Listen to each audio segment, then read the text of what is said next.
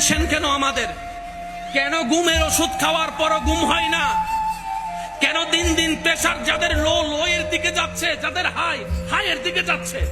কেন ঘরে এসে শান্তি পাচ্ছি না? কেন খাওয়ার টেবিলে বেশি ঝগড়া হচ্ছে? কেন স্বামী স্ত্রী এক রুমের ভিতরে থাকার পরও এত ঝামেলা হচ্ছে? রব বলে যে তোরা তাওয়াক্কুলটা আমি রবের উপর করার মতো করতে জানোস নাই, তাই তোদের এই এসির রুমের ভিতরে ঘুম নাই।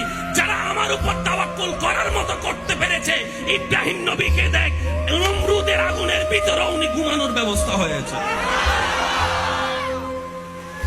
যে যতটুক রবের উপর তাওয়াক্কুল করবে, তাওয়াক্কুল মানে কি শব্দটা অনেক শুনেছি, হয়তো বুঝার চেষ্টা করি নাই।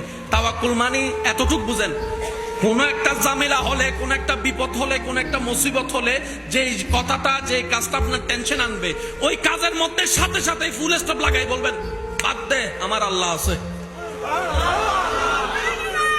এতটুক কথা কি বলতে পারবো না আমরা? কালকে 20,000 টাকা দরকার, কোন জায়গায় রাস্তা নাই, টেনশন আর টেনশন। তা টেনশন করলে কি 20,000 টাকা আসবে? টেনশন করলে শুধু প্রেসারটা হাই হইলে হাই হবে, লো হইলে লো হবে। দুটি হয় 20,000 তো দূরের হতা। কিন্তু সেই মুহূর্তে আপনি যদি বলেন টেনশন করলেও লাভ নাই, না করলেও লাভ নাই, তাহলে নাই করি তো করবো কিভাবে কম? আমার আল্লাহ আছে, যা করে তা হবে, দেখা যাবে।